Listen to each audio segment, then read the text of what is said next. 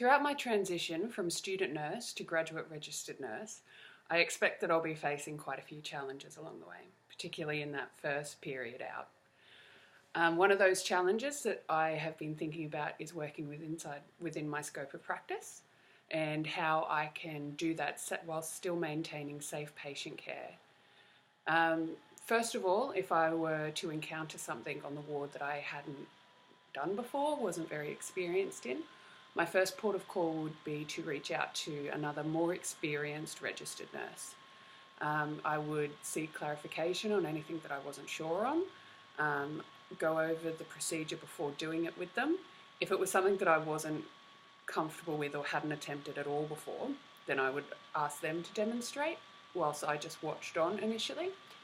And hopefully after watching a few times and reflecting afterwards, then I will gain confidence and be able to do said procedure underneath the registered nurse's supervision, eventually being able to do it by myself, hopefully. Another strategy that I would employ would be to do some independent research at home at the end of my shift. As I went about my day, I would look at what skills I felt comfortable with and what I didn't feel comfortable with. What I don't feel comfortable with, I would then go home and revise. Hit up YouTube, look at previous lecture notes from my university studies, just go over that information again so that it was more solid in my head. And then when I returned to work the next day or whenever, any questions that I had, I'd be following that up with a registered nurse and just bouncing ideas to make sure that what I'm doing is correct so that I can feel comfortable that that's within my scope of practice. I'm not doing anything wrong, I'm not endangering patient safety at all.